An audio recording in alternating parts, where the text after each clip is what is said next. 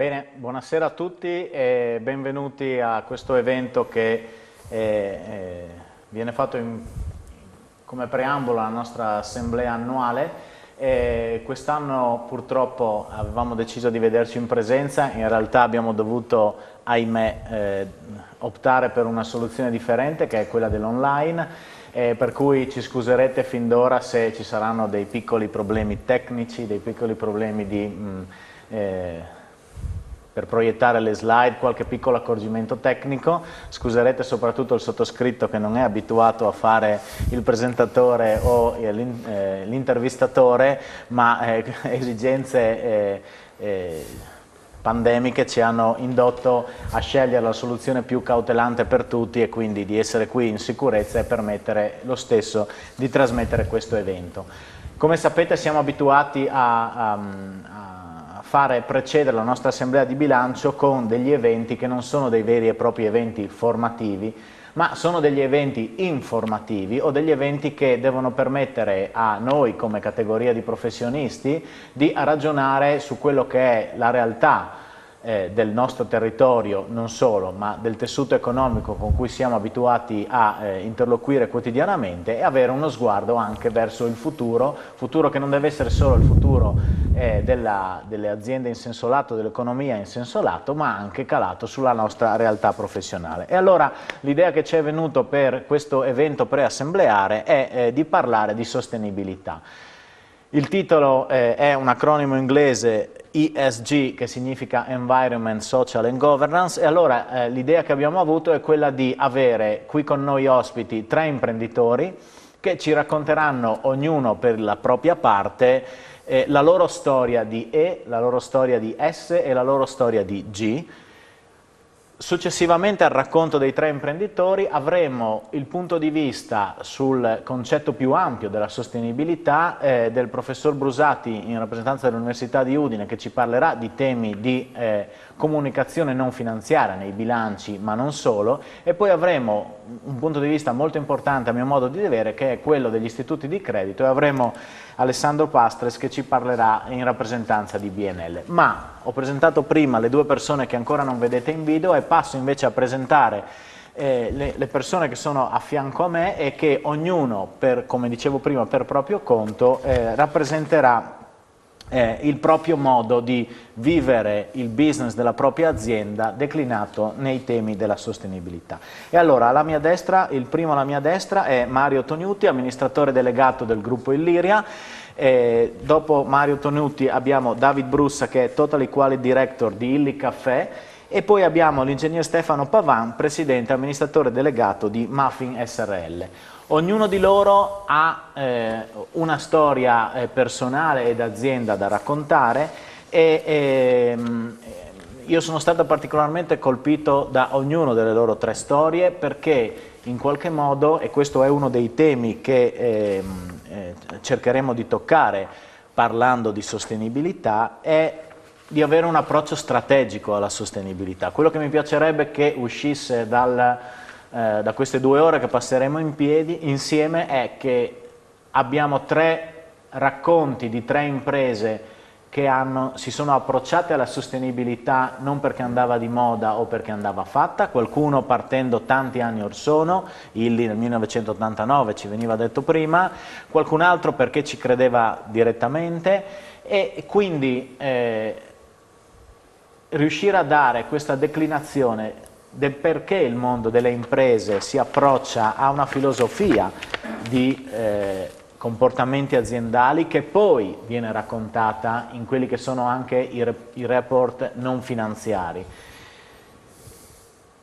Perché mi interessa declinare questo aspetto? Perché la nostra professione da sempre vede nelle imprese il suo primo cliente e dobbiamo ragionare in termini prospettici, chiedendoci dove possiamo andare come categoria e quale parte possiamo fare come categoria a fianco alle imprese per la sostenibilità, e capire quale può essere il nostro ruolo all'interno del concetto più ampio di sostenibilità.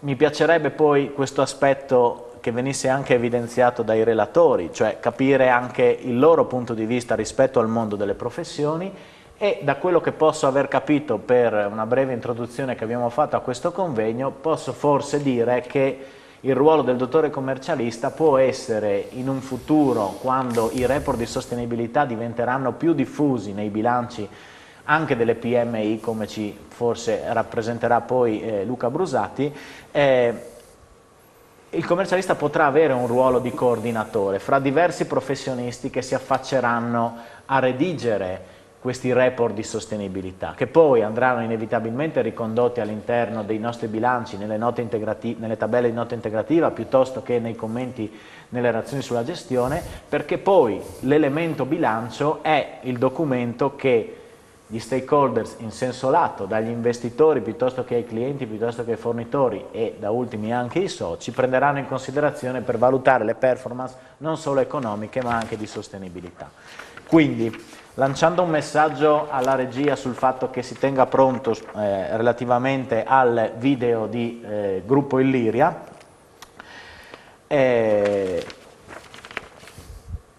focalizzeremo l'attenzione sul fatto che Gruppo Illyria ci declinerà come ha approcciato il concetto di sostenibilità relativamente alla E di environment e quindi di inquinamento e quindi di riciclo di alcuni degli scarti, uso questo termine fra virgolette, dei prodotti che vendete. Avremo invece David Brussa in rappresentanza di Illy che ci parlerà della S e quindi del social che sta dietro questo mondo di sostenibilità, e poi sarà molto interessante sentire il racconto dell'ingegner Pavan relativamente alla G di governance e a quello che ha saputo fare in modo molto lungimirante a mio modo di vedere e essendo un antesignano sul tema in termini di sostenibilità di governance, che forse è uno degli aspetti che più interessa soprattutto agli stakeholders e agli investitori.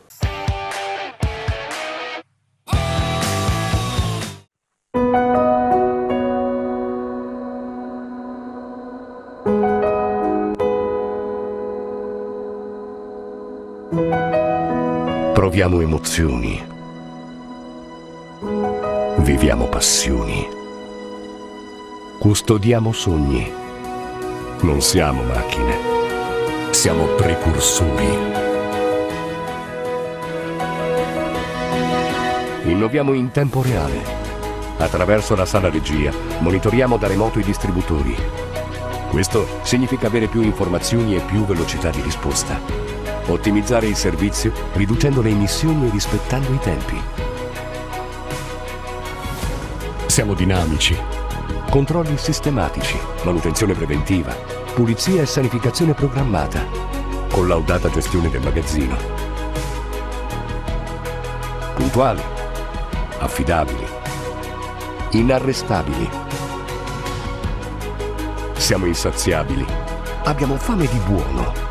Anticipiamo le nuove tendenze del gusto e le richieste del mercato. La qualità ci guida nella scelta di nuovi prodotti, nella creazione di nuove aree di consumo innovative su misura del cliente. Siamo connessi. Le nuove tecnologie sono già a bordo. Le nostre applicazioni rendono ancora più semplice e piacevole ogni momento di pausa. Diamo valore alle persone e alla loro formazione. Ci poniamo domande, cerchiamo risposte. Vogliamo essere sempre il miglior partner per i nostri clienti. Guardiamo al vostro benessere. Siamo in prima fila nella promozione di uno stile di vita sano, a partire dall'alimentazione. Guardiamo alla salute dell'ambiente e sosteniamo il territorio, sulla strada maestra dello sviluppo sostenibile e della responsabilità sociale. Guardiamo sempre più avanti. Siamo legati alla nostra terra. Qui abbiamo messo le prime radici più di 40 anni fa, crescendo nel resto del paese attraverso nuove filiali e acquisizioni. Qui stiamo gettando le fondamenta di una nuova sede per le sfide che ci aspettano. Guardiamo a un futuro sostenibile per tutti. Illyria, guardiamo oltre.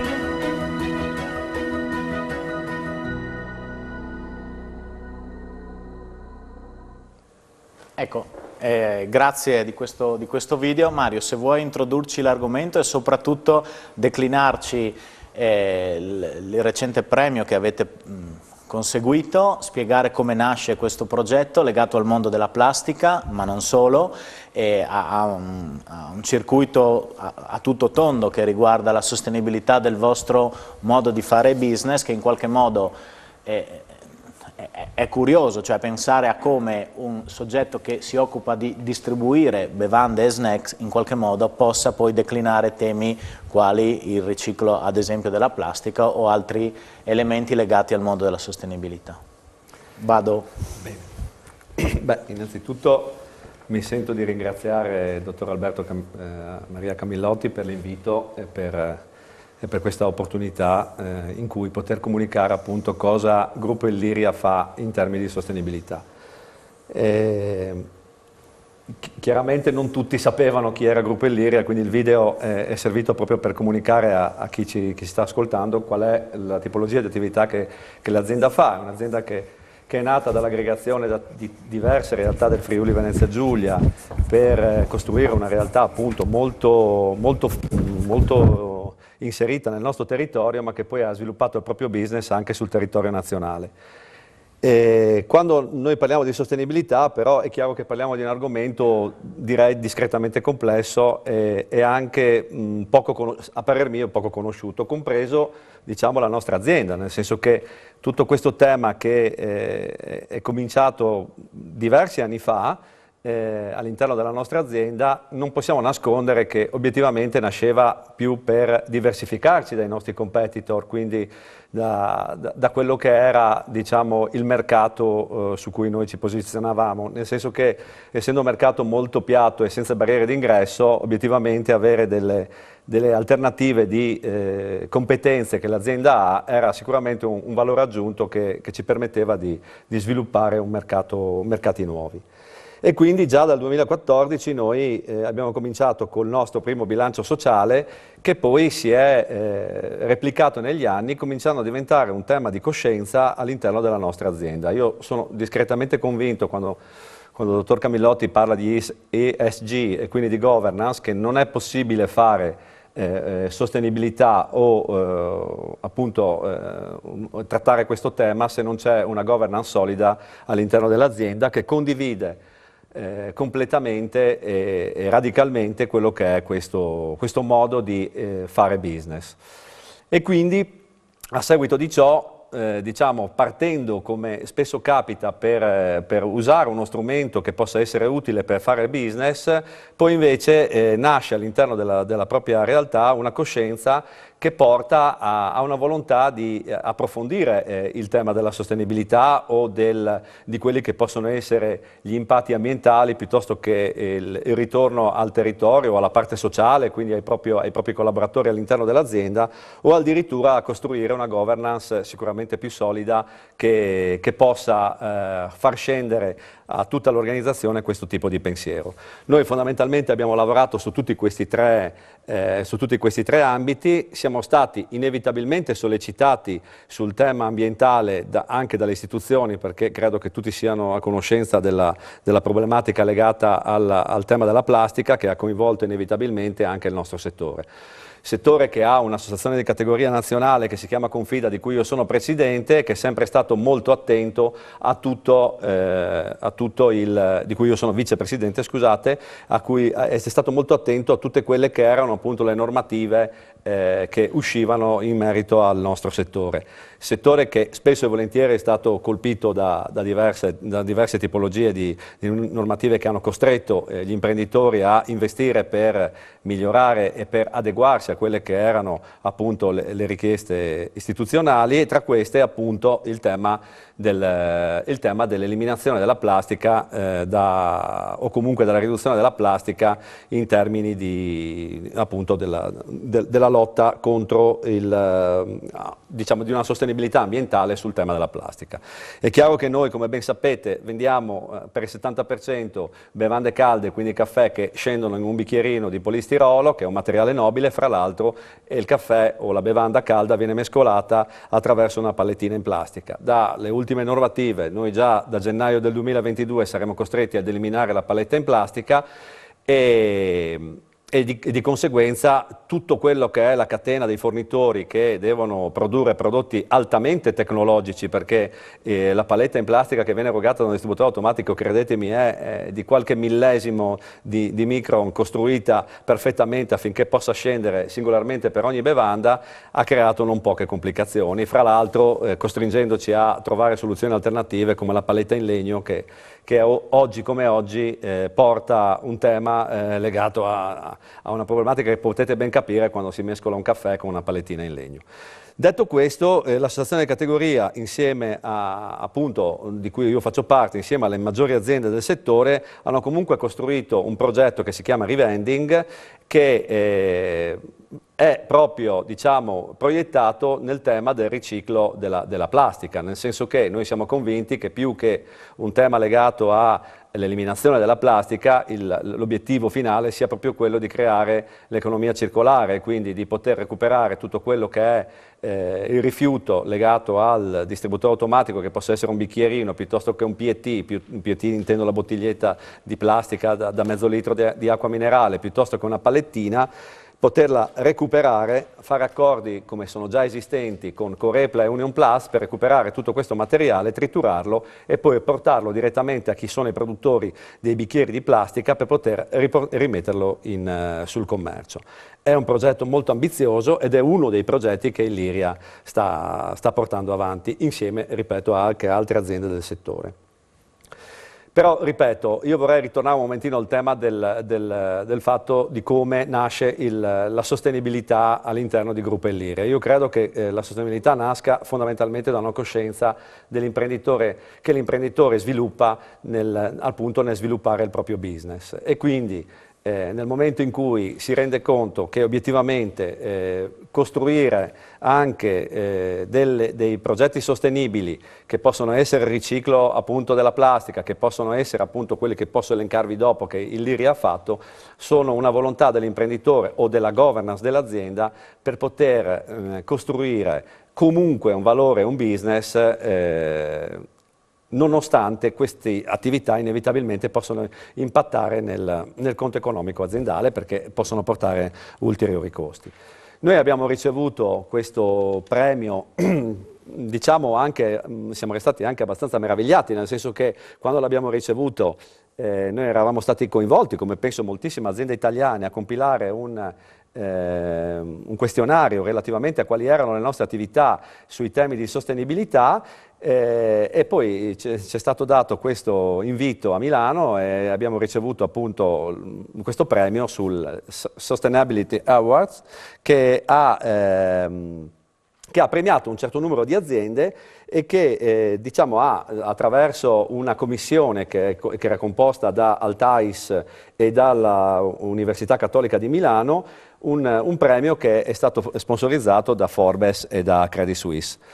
Le aziende friulane che sono state premiate siamo stati noi insieme alla Maddalena, i nostri progetti che sono stati considerati tra i più diciamo, efficienti in una classifica di punteggio che doveva raggiungere 900 punti e noi ci siamo classificati nella seconda parte del punteggio tra i 250 e i 500 punti, erano questi tre progetti diciamo, importanti che l'azienda ha fatto tra il 2019 e il 2020. Uno è un'attività che abbiamo svolto nelle spiagge di educazione ambientale appunto, attraverso le quali, attraverso una squadra di nostri ragazzi, noi abbiamo installato un insieme di batterie su tutta la spiaggia di Lignano Sabbiadoro perché ci siamo aggiudicati questo appalto e con una squadra di nostri ragazzi siamo andati diciamo, sotto gli ombrelloni dei bagnanti a raccogliere un insieme di rifiuti di plastica, quindi bottigliette di plastica in generale, le abbiamo riportate in un contenitore che era appunto posizionato all'interno della spiaggia di Lignano Sabbiadoro.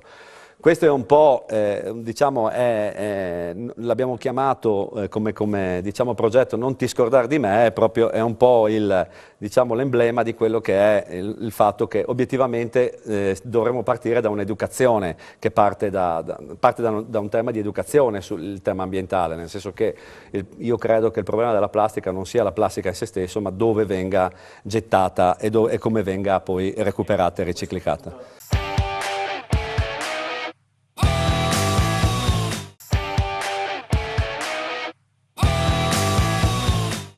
il discorso della sostenibilità in termini ambientali non è solo capire che devo riciclare la plastica o l'esempio della macchina elettrica che non consuma carboni fossili nel momento in cui viaggia per strada, ma è capire il ciclo completo, no? Perché quella macchina elettrica al termine della sua vita avrà la necessità di smaltire la batteria. Così come nel vostro progetto una cosa è raccogliere la plastica dalla spiaggia, fare effettivamente efficientamento ambientale da questo punto di vista, ma bisognerebbe chiudere il cerchio poi capendo dove questa plastica poi va a finire e sposando un po' le attività sia della vostra azienda che di Illy. Ad esempio un altro tema su cui si parla molto è il riciclo delle capsule di caffè, capire bene che riciclarle è un fatto positivo, ma capire bene dove sia la plastica che i fondi di caffè contenuti in quella cialda, quindi il ciclo completo ha significato, se lo decliniamo in termini di sostenibilità, non il semplice fatto di raccogliere la plastica. E cosa succede poi della plastica che voi raccogliete? Succede, come dicevo prima, che relativamente a materiale nobile, che è il bicchierino di plastica, che è polistirolo, che è veramente un materiale nobile, viene attraverso degli accordi con le municipalizzate locali raccolto in contenitori speciali, cioè raccolto in sacchetti speciali di colore diverso, vengono poi portate nelle piattaforme di queste municipalizzate e trasferite nelle piattaforme di Corepla. Lì vengono trattate e triturate e questo materiale passa poi a uno dei nostri produttori principali di questi bicchierini in plastica che servono, che sono tecnologicamente molto particolari perché funzionano solo nei distributori automatici, per poter essere di nuovo reimmessi all'interno della costruzione. Naturalmente, adesso non vorrei entrare nei tecnicismi, il bicchierino in plastica è composto da 3 strati, lo strato riciclato è esattamente lo strato in mezzo che non ha assolutamente contatto né con la persona che lo prende in mano piuttosto che col prodotto che viene erogato. Questo è un po' il progetto che è già avviato fortemente in Emilia Romagna,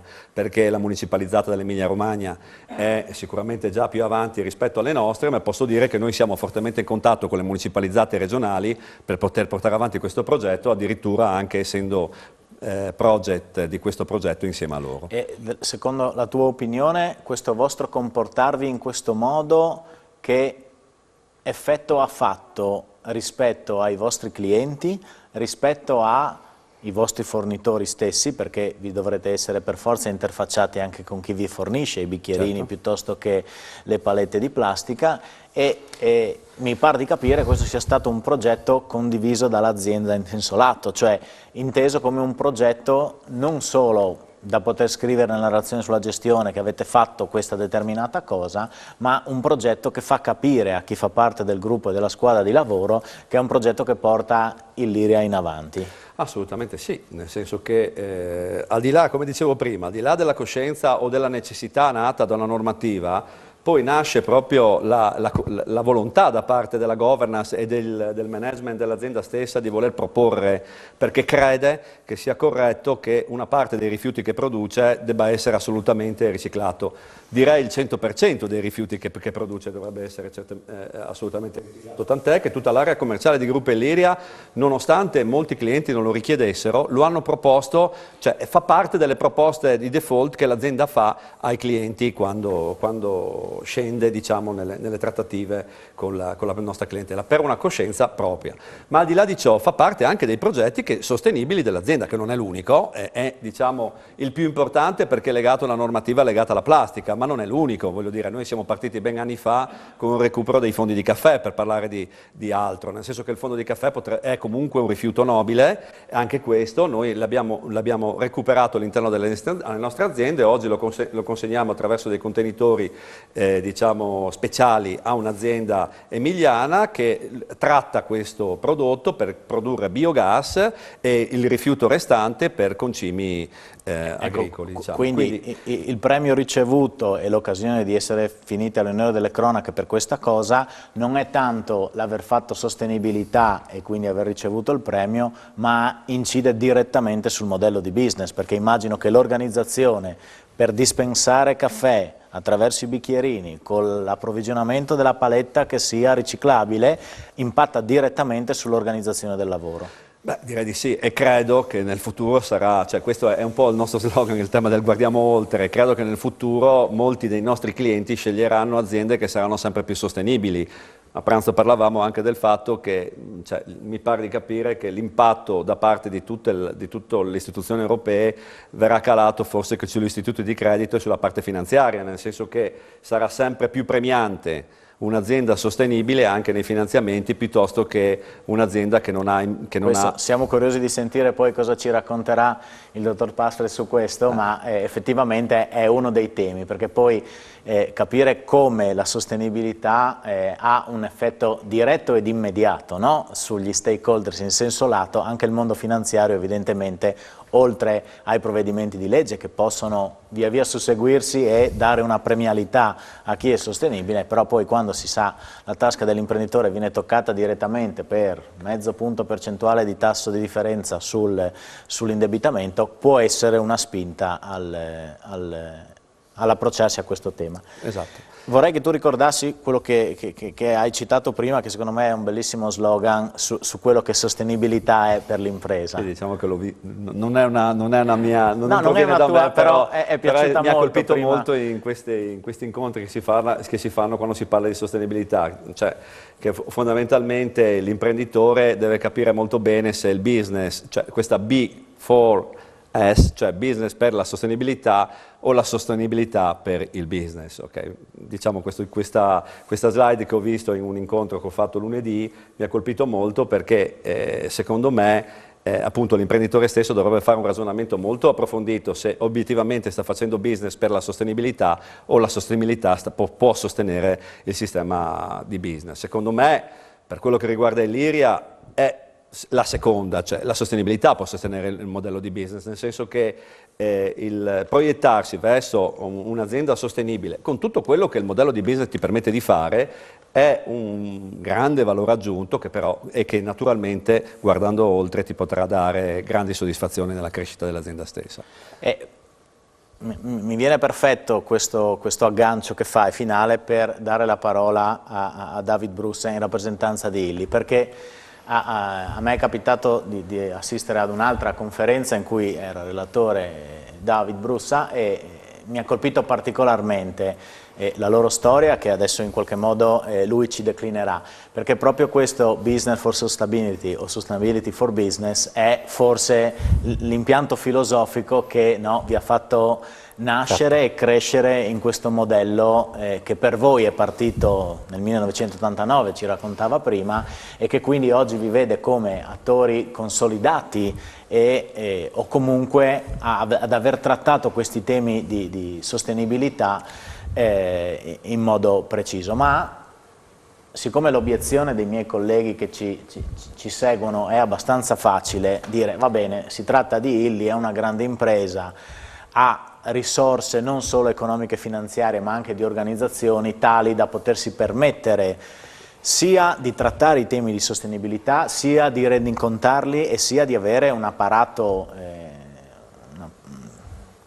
di persone che possano curare questa cosa. Ma non a caso, accanto a Illy, ho chiamato due imprenditori, Gruppo Illyria e Muffin SRL, che sono rispetto a Illy delle piccole imprese, per dire che in realtà questo tema di sostenibilità, agganciato anche a quello che è la nostra realtà professionale, è trasversale e può avere impatto anche non necessariamente sulle multinazionali o su chi ha profili molto importanti in termini patrimoniali e reddituali o di fatturato, ma voi due ne siete un esempio anche su quello che può essere un'azienda locale o che comunque ha a che fare con professionisti locali, e torno sempre sul tema della capacità della nostra professione di evolvere e di stare vicini alle persone.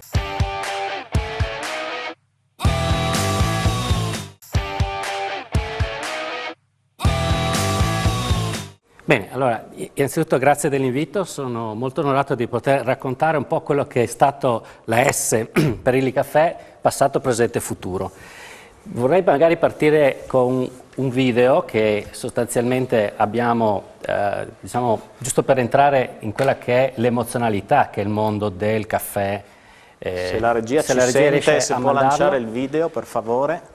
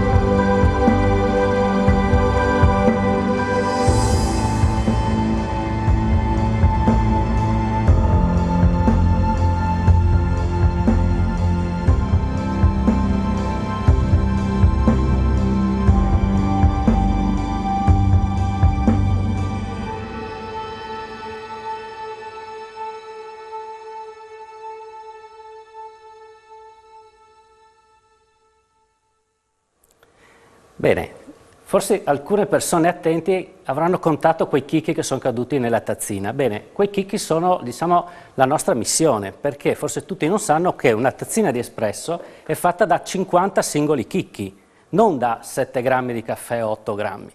E la Illy Caffè fino appunto alla fine degli anni 80, anzi nel 1989, proprio per cercare che quei chicchi siano tutti perfetti, perché la nostra mission era garantire al mondo, visto che siamo presenti in 140 paesi oggi a livello mondiale, tutte le tazzine perfette, siamo dovuti andare a cercare i singoli chicchi.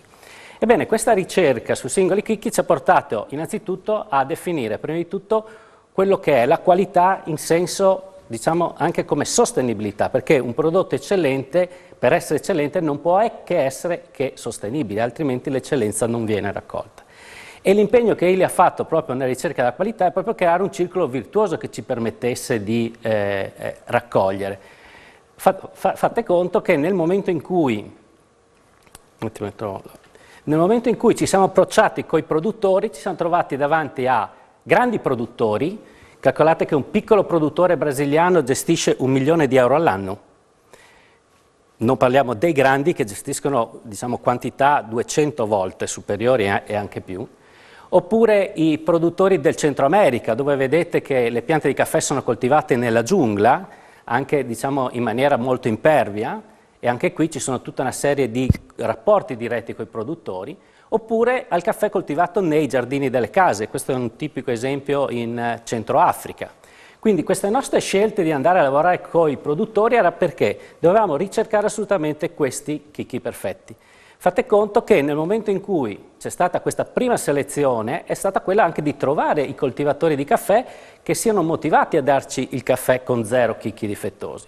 Quindi abbiamo dovuto capire il contesto, trovare quello che sono le, diciamo così, le modalità per produrre un caffè perfetto, riuscire a andare direttamente ad acquistare il caffè dai produttori, quindi oggi come oggi abbiamo delle filiere, sono 6, però alcune delle quali riusciamo direttamente ad andare a comprare il caffè nelle mani del produttore stesso. E poi abbiamo costruito quella che è definita una comunità Illy. Questa comunità di fatto ci porta nel tempo a pagare il caffè per la qualità che ha, quindi creare un premium price del caffè e decomoditizzarlo da quello che è il valore di borsa. Calcolate che negli anni 90 in Guatemala facevano le strade coi chicchi di caffè al posto dei sassolini perché la ghiaia valeva di più del chicco stesso. Non è così oggi il valore è molto maggiorato, però per dirvi che queste tematiche sul valore di prodotto condizionano non poco. Immaginatevi per noi che dobbiamo avere appunto i famosi 50 chicchi perfetti.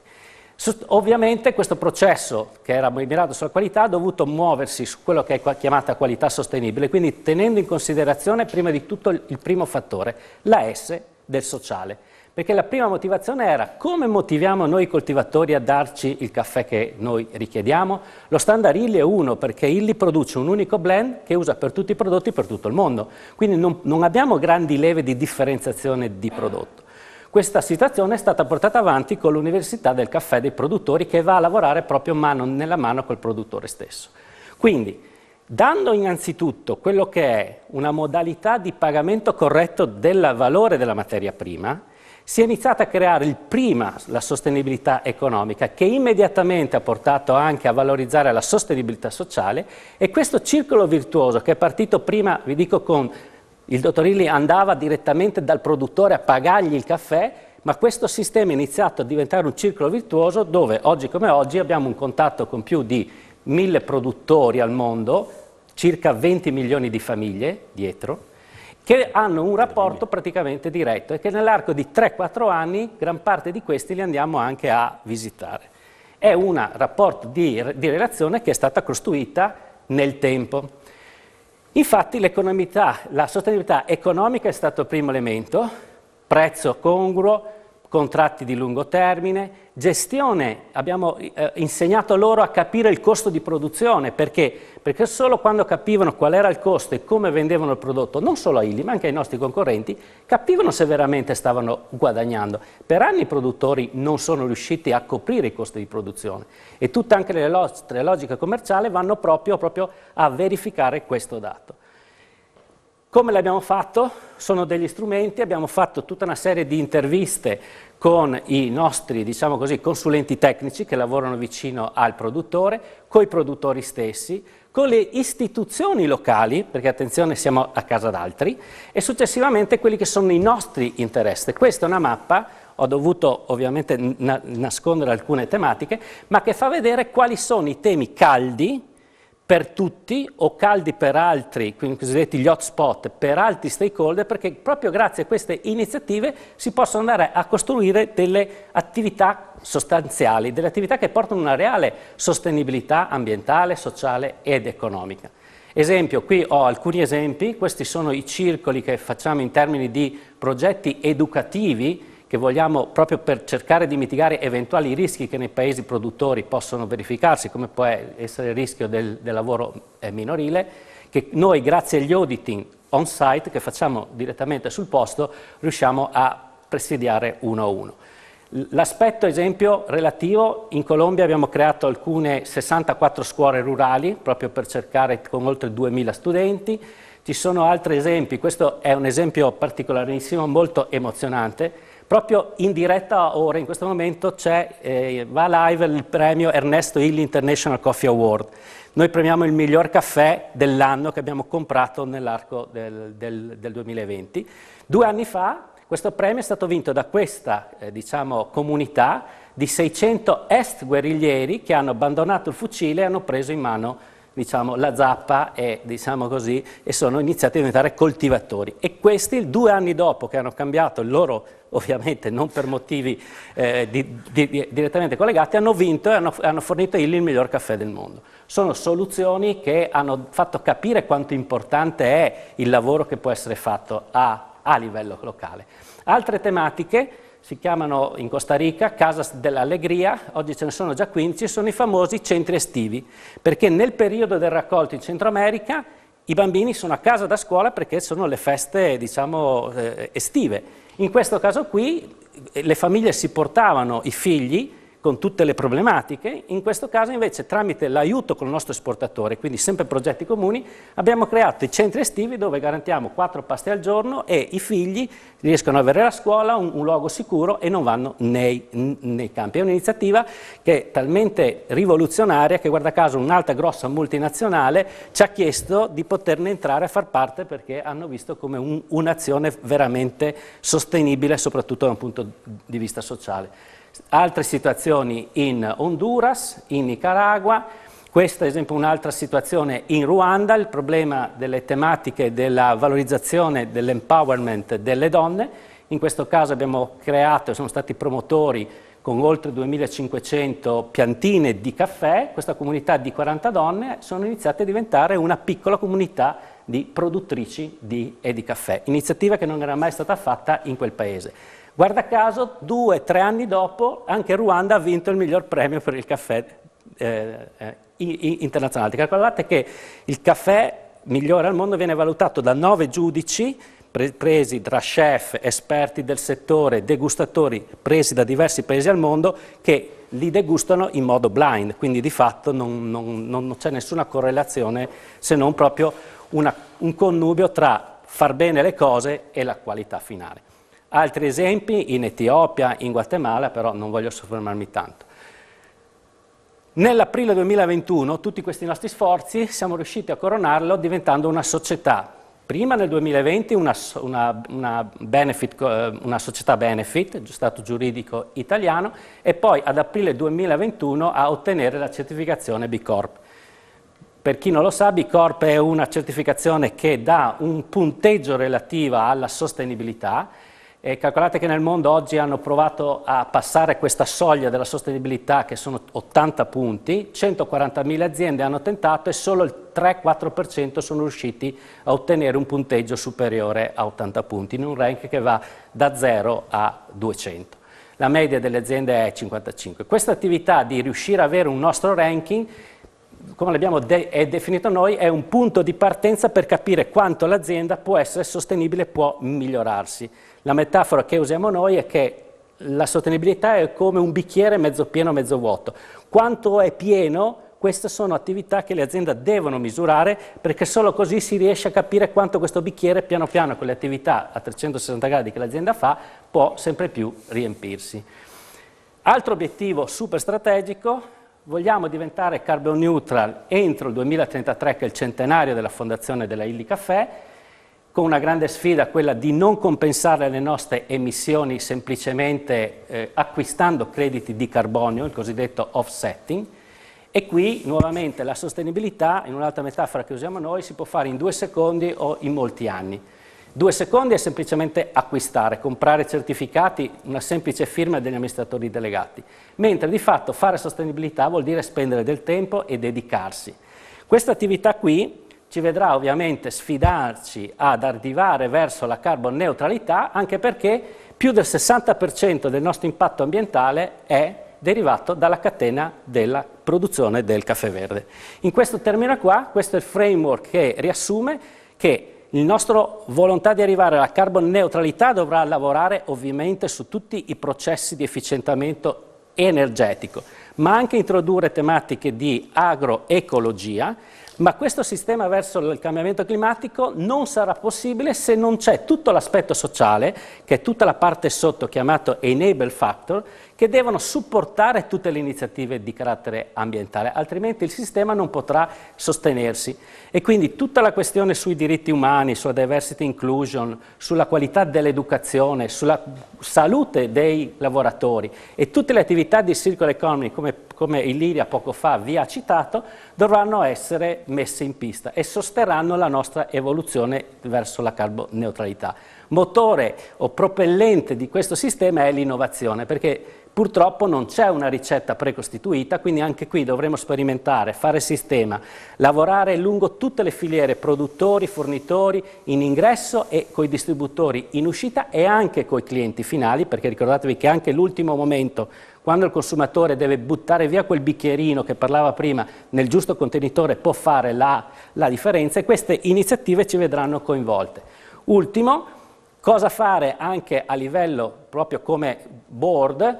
Stiamo definendo delle politiche diverse che vanno oltre i semplici requisiti di legge, stiamo cercando a livello internazionale quelle che sono le migliori pratiche che sono state messe in atto su queste tematiche mission critica, che ci vedranno, diciamo, coinvolti a livello proprio dalla governance fino a tutti i collaboratori e al cliente con le iniziative portate sui prodotti. Chiudo.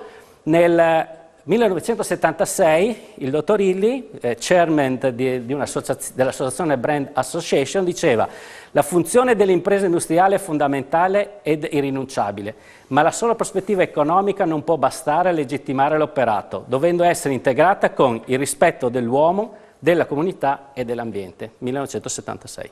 Mi par di capire quindi, come avevo poi idea di chiedere al professor Brusati, ma me lo anticipi lei, si tratta di un ragionamento di lungo periodo e quindi di un cambiamento culturale nell'approccio alla sostenibilità. Ragionamento di lungo periodo che nella vostra esperienza prendo da 2 diversi punti di vista. Siete partiti nel 1989 e ne stiamo parlando nel 2022, tanto tempo. Ha citato una data, 2033, come obiettivo, dal 2022 che siamo oggi, altrettanto tempo, se non di meno, ma comunque tanto tempo. Quindi sicuramente un approccio di lungo, non di breve periodo, sicuramente un cambiamento culturale della vostra azienda. Quante persone ha nel suo staff e in quanti sono dedicati oggi al progetto di sostenibilità, ma per quello che ci può interessare più direttamente oggi a quella che è poi la rendicontazione non solo finanziaria ma di sostenibilità, per dare in qualche modo evidenza dei numeri non solo dei numeri economici ma dei numeri di sostenibilità in senso lato.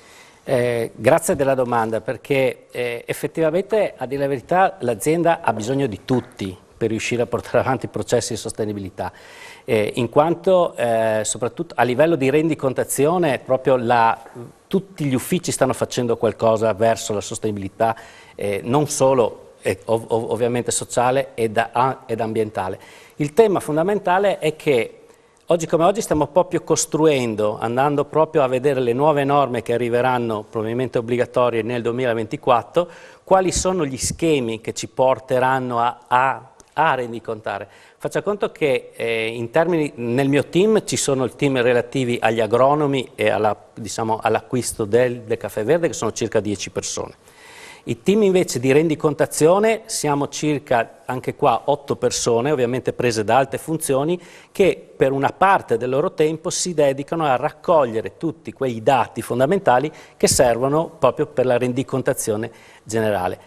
Noi oggi siamo in una fase che da artigiani della sostenibilità stiamo diventando industriali della sostenibilità, perché la sistematizzazione della raccolta del dato, della qualità del dato, dell'asseverazione del dato diventerà sempre più fondamentale, e se in passato le rendicontazioni venivano fatte in aziende internamente, magari asseverate, domani ci aspettiamo che questi dati devono diventare di facile reperibilità e di assicurazione di qualità, esattamente come oggi viene valutato l'euro. Cioè la rendicontazione del bilancio socio-patrimoniale piano piano diventerà anche per i dati non finanziari. E noi stiamo oggi proprio studiando queste tematiche, anche adesso alle 4:30 abbiamo riunioni proprio su questo, perché è un tema che non è ancora scritto, e quindi di fatto le competenze che dovremmo coinvolgere saranno competenze interdisciplinari, in cui ognuno per le proprie competenze, sia di carattere di raccolta del dato, di asseverazione e di rendicontazione, saranno necessarie. È un tema molto complicato che però farà la differenza nella qualità del dato. Ed era quello, le ho fatto la domanda proprio riallacciandomi a quello che dicevo prima. Siete una grande organizzazione, ve lo potete permettere. A realtà più piccole affrontano le stesse sfide, le stesse opportunità, forse con meno risorse a disposizione anche di capitale umano che può dedicarsi a queste attività. Quindi grazie anche a David Brussa.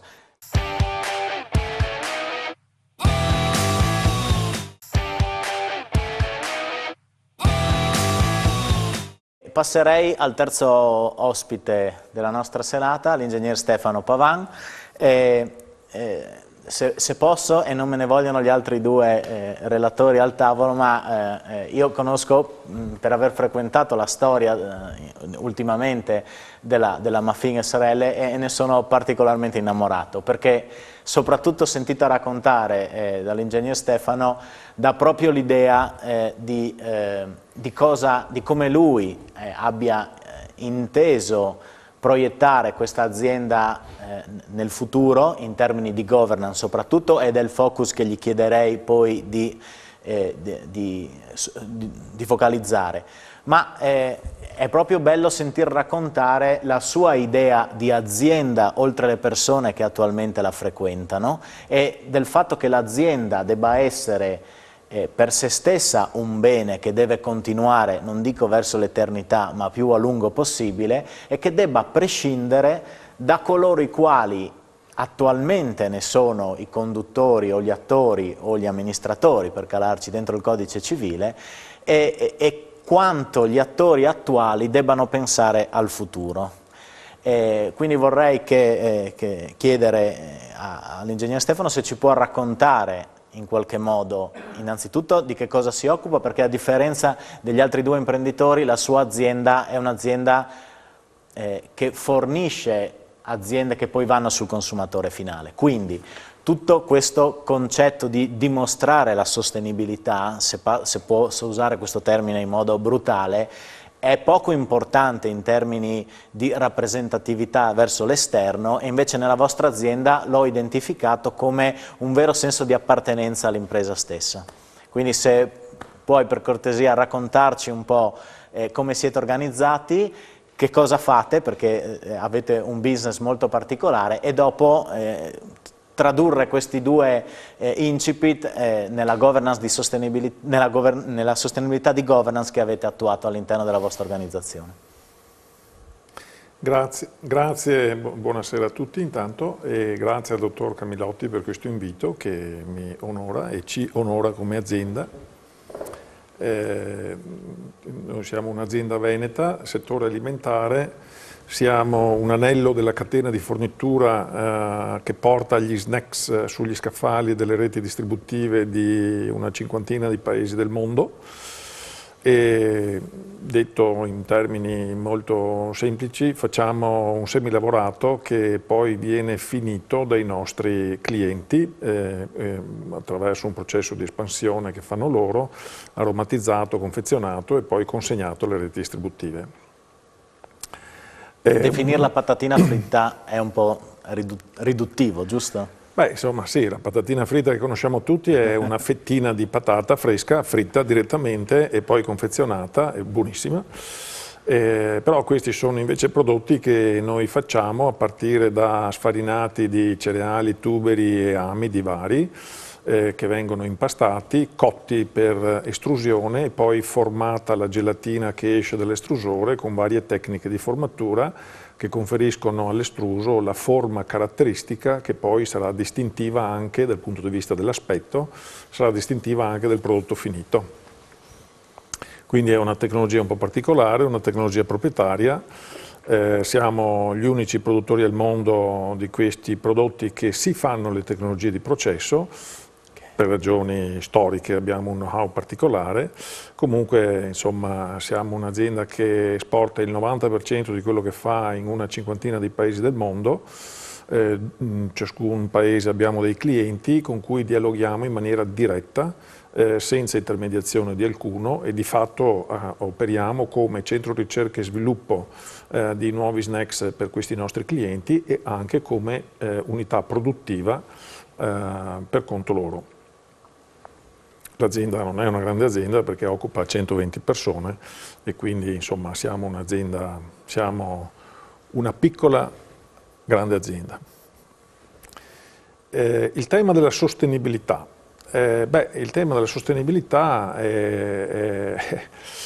si può declinare in tanti modi. Dal punto di vista della sostenibilità del prodotto noi abbiamo fatto molte cose negli ultimi anni che hanno attenzionato appunto la sostenibilità del prodotto anche dal punto di vista dell'impatto salutistico che il prodotto può avere sui consumatori, perché noi siamo un'azienda europea, come azienda europea guardiamo a quelle che sono gli orientamenti strategici della comunità europea e anche naturalmente agli orientamenti di mercato che in definitiva ci guidano e in tema di legislazione europea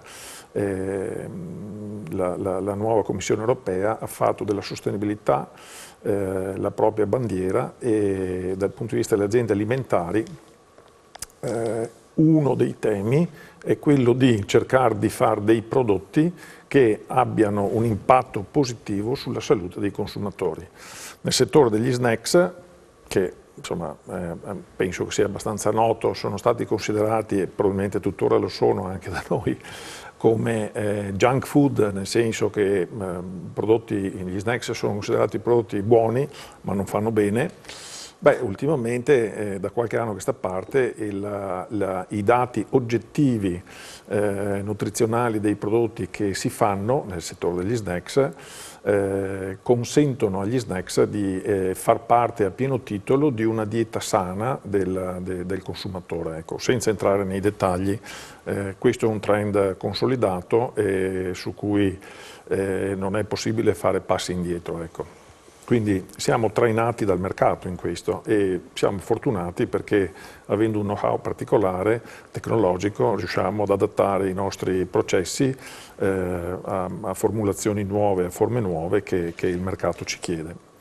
Però sul piano della sostenibilità il dottor Camillotti affida a Mafin il tema della governance, la terza lettera di quell'acronimo ESG che abbiamo già sentito nominare più volte. Il tema della governance noi lo interpretiamo in questa maniera. Sostenibilità è un tema di responsabilità intergenerazionale. Leggo, il cuore della sostenibilità è il rispetto tra le generazioni. Il concetto dello sviluppo sostenibile si basa sul consentire alla generazione attuale di soddisfare i propri bisogni senza pregiudicare il fatto che le generazioni future facciano altrettanto. Questo non lo dico io, ma lo dice il professor Enrico Giovannini, che tra l'altro, oltre a essere portavoce dell'ASBIS, l'Alleanza Italiana per lo Sviluppo Sostenibile, è anche Ministro dei Trasporti e delle Infrastrutture del governo Draghi.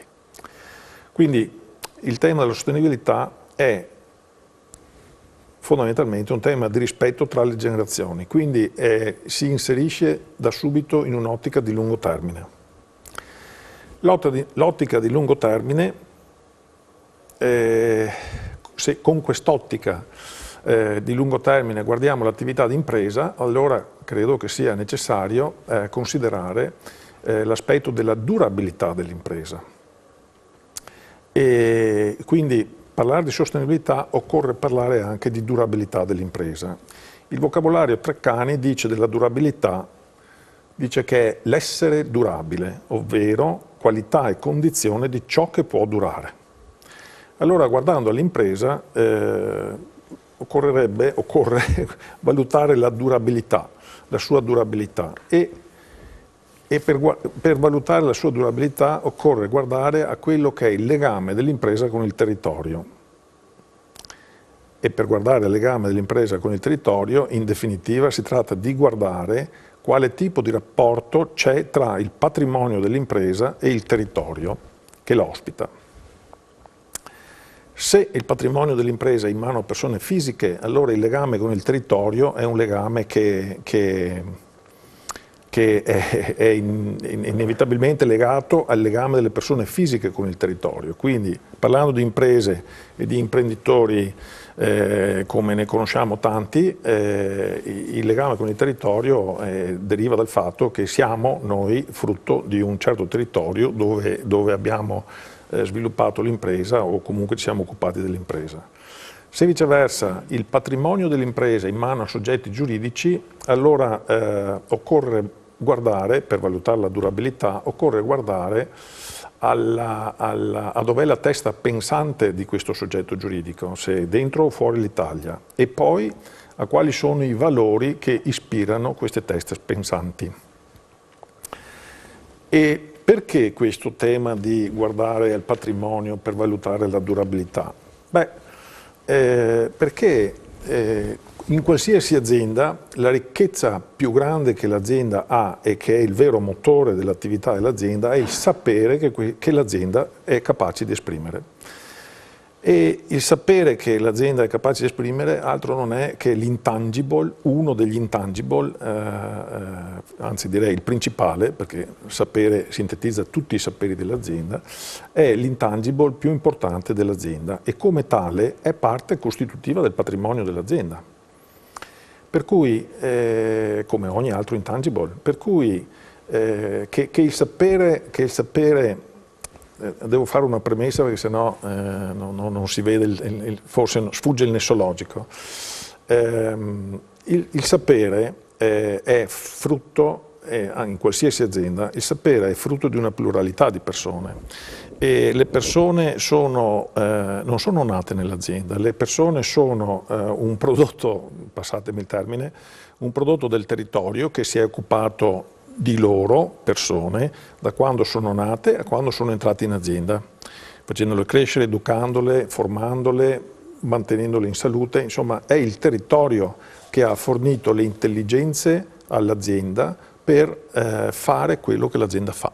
Quindi il sapere dell'azienda è frutto del territorio.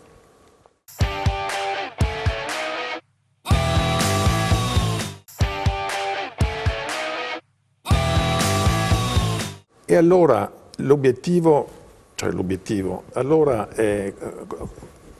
in termini di durabilità occorre cercare di individuare qual è la strategia per far sì che questo rapporto tra territorio ed impresa, questo scambio, possa continuare nel tempo. Per continuare nel tempo, io mi riferisco a un orizzonte di molto lungo termine, perché nel breve termine le aziende difficilmente non sono sostenibili, ma nel lungo termine diventa importante capire quali sono i requisiti che assicurano che il patrimonio dell'azienda, che controlla il sapere dell'azienda, possa rimanere nel territorio. Ma e questo come lo avete declinato Allora, sia a livello di capitale, di governance, sia a livello di operatività e quindi di consiglio di amministrazione? Allora, nel nostro caso, la prima osservazione che ci siamo fatti è stata quella di cercare di valutare come sia possibile svincolare il patrimonio dalle vicende umane dei soggetti fisici che lo detengono. Guardando insomma, adesso io sono veneto, non sono un friulano, quindi conosco poco il vostro territorio, salvo per il vino eccellente che fate e per il dottor Camilotti che assiste anche alla nostra azienda. Però ci sono un sacco di esempi di aziende che hanno funzionato benissimo per una generazione, direi, e poi si sono trovate in gravi difficoltà nel momento del passaggio generazionale. E in alcuni casi si sono trovate in difficoltà perché sono capitate delle disavventure a chi deteneva il patrimonio dell'impresa. Ora, ci è parso necessario trovare il modo per spersonalizzare il patrimonio dell'impresa. Spersonalizzare il patrimonio dell'impresa vuol dire distinguere e separare il ruolo del lavoro da quello del patrimonio. Parlando più in termini forse più espliciti, il patrimonio deve remunerare se stesso e il lavoro deve remunerare chi lo ha fatto. Quindi l'imprenditore deve remunerarsi sul lavoro, non deve remunerarsi sul patrimonio. Poi, altro tema legato alla spersonalizzazione, conferire la maggioranza della proprietà dell'azienda, quindi delle quote azionarie dell'azienda, a un istituto, a un soggetto che assicuri nel tempo il perseguimento della finalità del patrimonio che colui che l'ha costituito ha scelto che debba essere.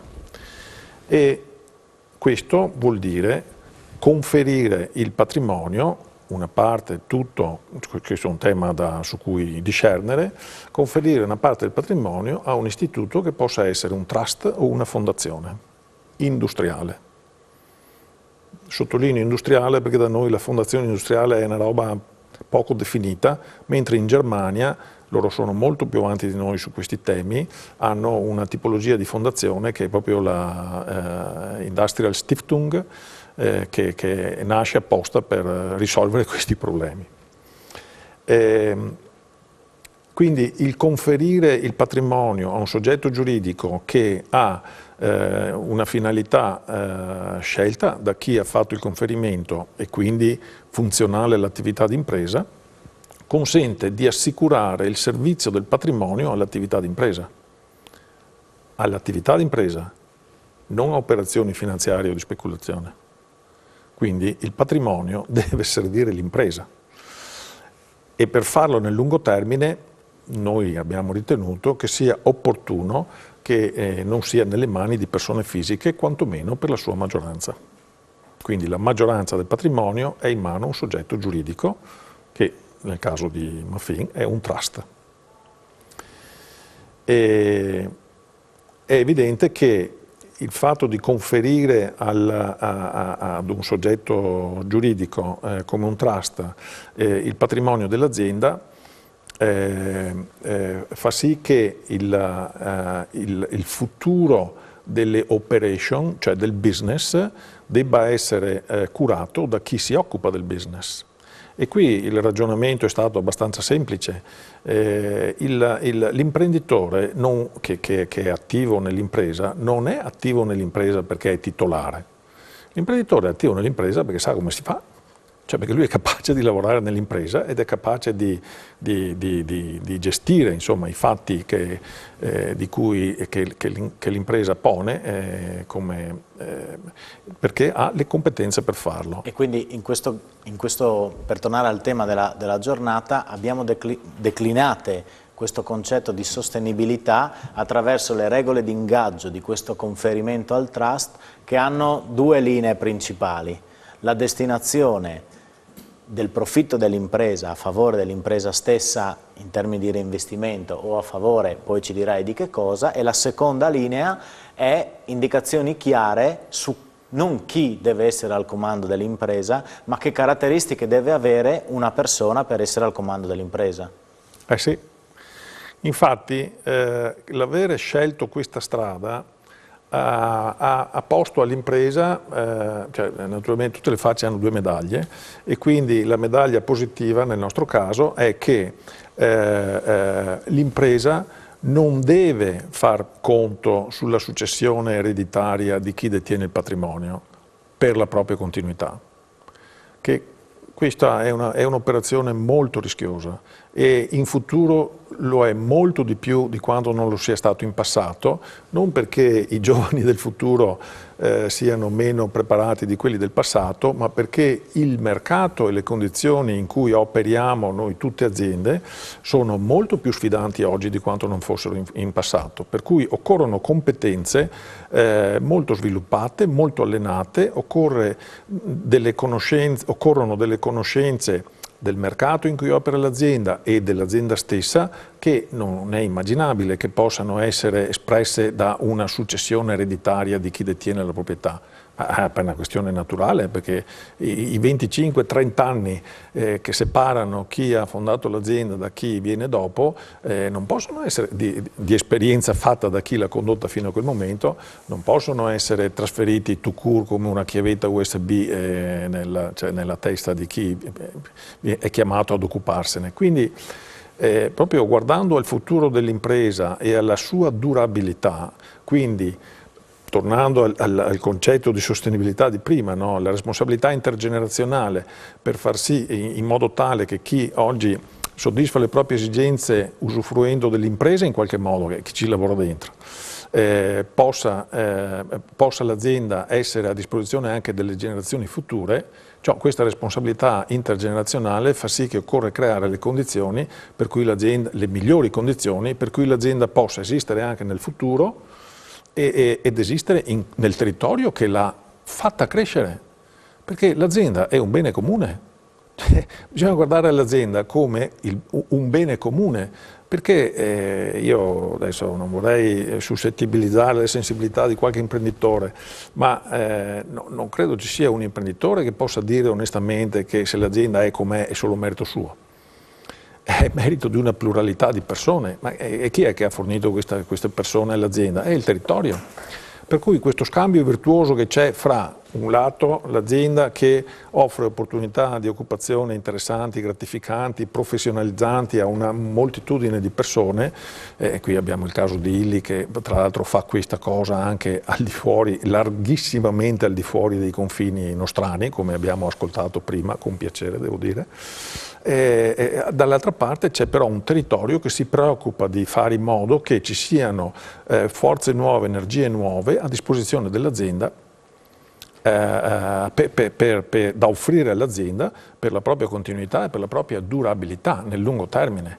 Cioè, ma se poi l'azienda è acquisita, adesso scusate se dico le cose in modo così diretto, però se poi l'azienda viene acquisita da un fondo di investimento straniero, un fondo sovrano del Medio Oriente o dell'Estremo Oriente, piuttosto che un fondo americano o anche nord europeo, io avrei più di qualche esempio da poter fare in questo senso, è chiaro che i ragionamenti strategici che coinvolgono il futuro dell'azienda sono fatti con un legame affettivo con il territorio che l'ha creata, quell'azienda, totalmente dico diverso per essere educato, ma evanescente sarebbe la parola giusta, perché alla GKN della Toscana, piuttosto che alla Electrolux, che non è tanto lontana da qui, piuttosto che mi risulta la Ceramiche Dolomite, che anche voi friulani avete contribuito ampiamente a far crescere negli anni, piuttosto che l'Ariello che è nel Veronese, cioè, ce ne sono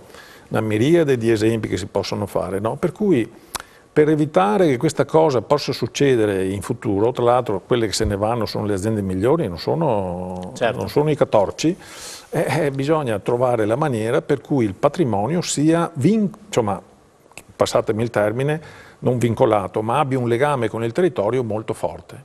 E noi abbiamo scelto questa strada che ovviamente non risolve tutti i problemi, però insomma, diciamo, apre la via a scenari nuovi. Bene, allora grazie anche a Stefano Pavan. Io guardo il tempo e più o meno ci siamo stati sui 20 minuti a testa, quindi abbiamo utilizzato questa prima oretta per avere il punto di vista di 3 imprenditori diversi fra di loro, diversi per tipo di business, diverso per mercato di sbocco, diversi per storia e diverso per come stanno andando avanti nella loro prosecuzione dell'azienda.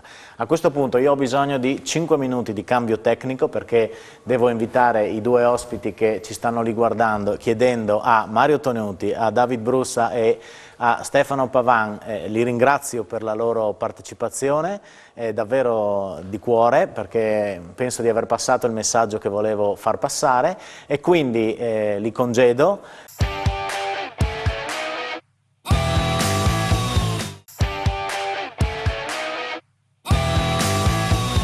Qui con noi adesso il professor Luca Brusatti, che è docente di economia aziendale, Dipartimento di Scienze Economiche e Statistiche dell'Università di Udine, e Alessandro Pastres, che in rappresentanza del gruppo BNL Paribas è responsabile Social Economy e Social Finance del gruppo stesso. Abbiamo visto o abbiamo sentito il punto di vista degli imprenditori. A questo punto mi ero ripromesso di non parlare di DNF e di reportistica non finanziaria, però inevitabilmente, visto che la nostra professione è legata ai numeri, è legata alle misurazioni, è legata alla rendicontazione, avrei piacere che col professor Brusatti facessimo un attimo un approfondimento su quello che è lo stato dell'arte della DNF attualmente nel nostro ordinamento, di quella che è l'evoluzione prevedibile in campo europeo, e sentire la sua opinione su quello che può essere l'approccio della nostra categoria a questi temi. Va bene, allora raggiungo. Poi intanto che il professor raggiunge le slide, poi sarà secondo me molto importante sentire il punto di vista degli istituti finanziari. Qui ne abbiamo uno in rappresentanza, però è un istituto che volutamente scelto rappresenta un mercato europeo, diciamo, no? Essendo di capitale francese ed essendo ben radicato anche in Italia, avremo una panoramica piuttosto ampia su quello che è la socialità da un punto di vista finanziario. Prego, professore. Ecco, io credo che alcune delle persone che hanno ascoltato le presentazioni precedenti se magari le stava ascoltando un po' distrattamente, gestendo intanto qualche mail o qualche altro impegno, si sia potuto chiedere, ma sono sul canale giusto, di cosa stiamo parlando, perché questa cosa c'entra con i dottori commercialisti e con il mio mestiere. In realtà è un tema di moda, però non è solo un tema recente, perché ascoltando soprattutto la presentazione dell'ingegner Pavan mi veniva il dubbio che forse non avesse solo una laurea in ingegneria.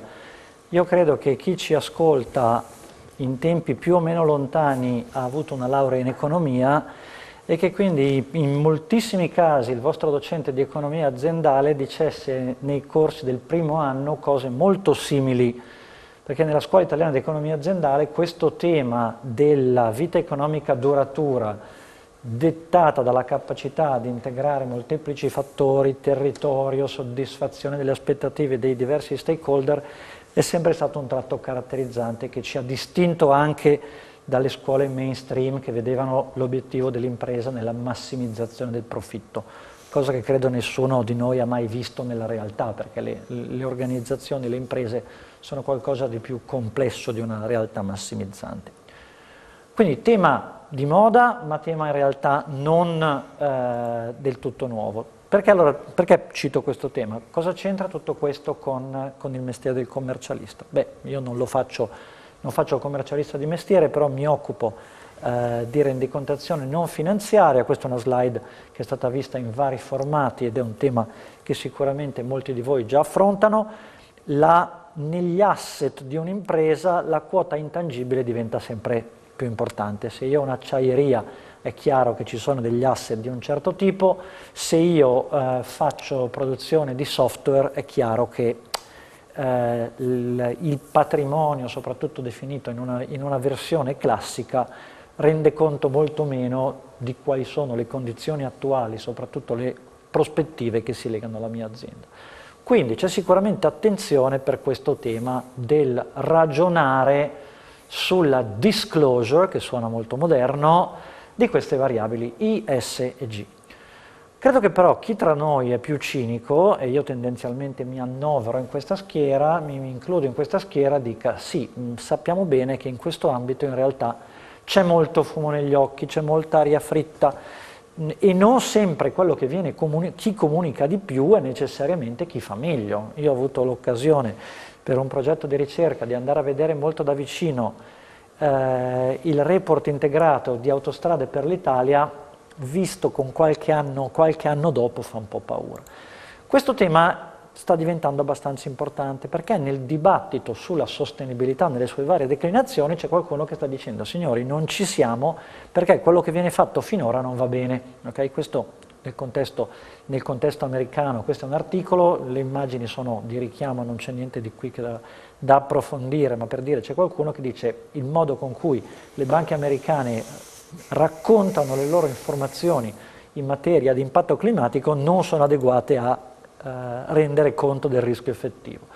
Questo è un caso che non ha avuto tantissima visibilità ma che mi sembra interessante, lo vediamo sui media italiani e quindi non solo su quelli internazionali, un'indagine su quanto determinati fondi venduti come sostenibili siano davvero sostenibili è andato all'attenzione della Securities and Exchange Commission e dell'analogo tedesco dicendo ma forse non ci siamo perché ci hanno raccontato un po' di storie e questo ci dice che forse si sta cominciando a fare un po' più sul serio a questo proposito. Quando prima il dottor Camillotti parlava della DNF, la DNF è prevista da una direttiva del 2014 recepita nel 2016 nell'ordinamento italiano, che credo qualcuno di voi conosca o abbia dovuto studiare, credo non molti abbiano avuto occasione di praticare perché le imprese di fatto assoggettate formalmente, le organizzazioni meglio, formalmente assoggettate a questo obbligo sono relativamente poche a livello europeo. La stima è che totalmente si parla di poco più di 10.000 imprese,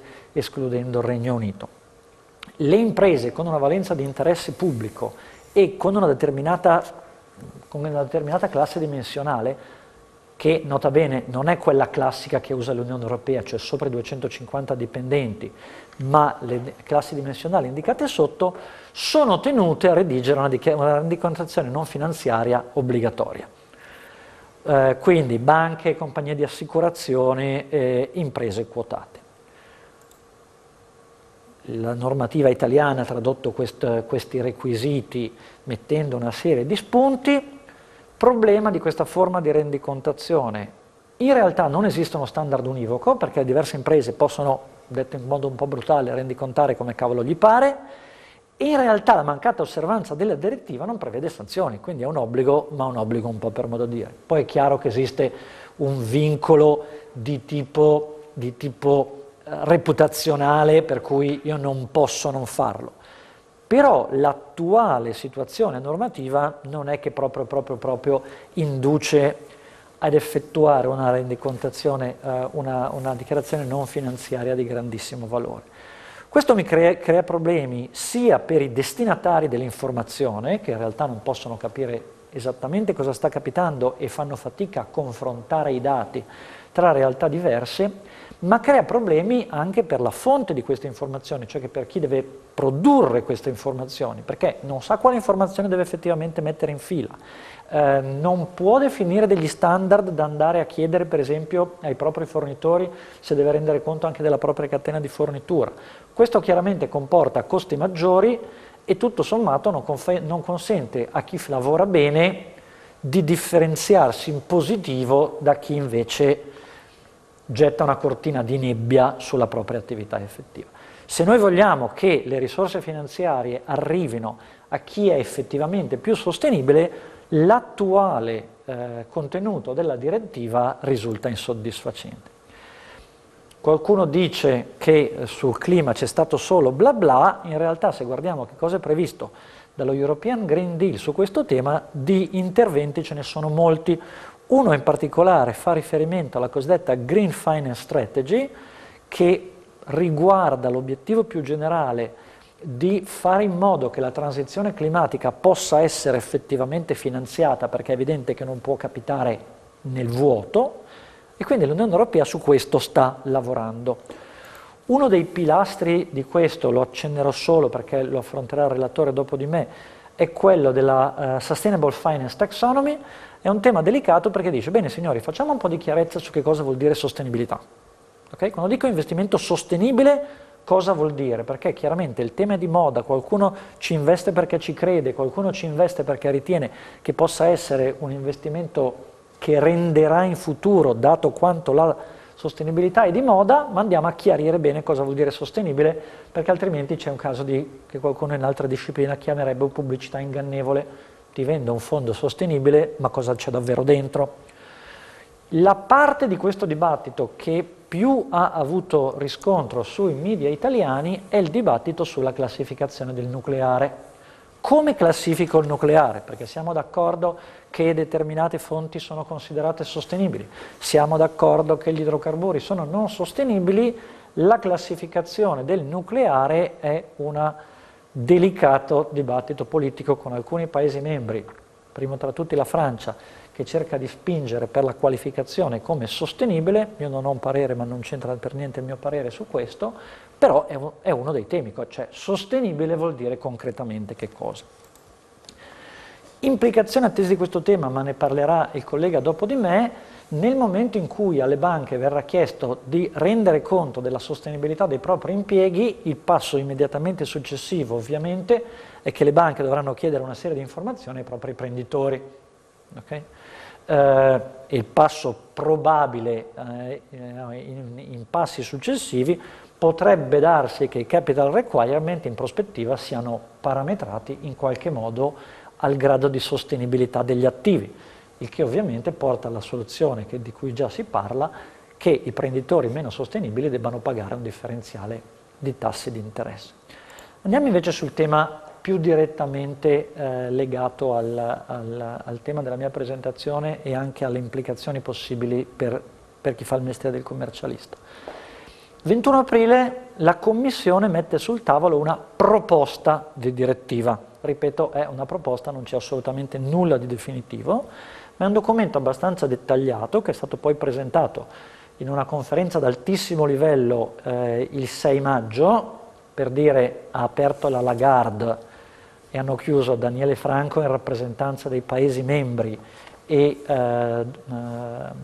Dombrovskis, mi pare, in rappresentanza della Commissione, quindi uno dei vice della von der Leyen, per dire non era proprio un evento tra quattro amici, che dà conto di quanto la Commissione sia motivata a procedere in questo senso, che mette sul tavolo il successore della direttiva del 2014.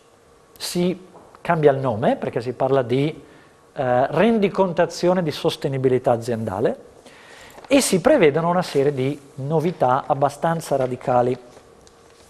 Cerco di riassumerli in breve, il discorso altrimenti sarebbe abbastanza lungo, ma non è il punto, non è il momento per parlarne, anche perché, ripeto, si tratta di una proposta.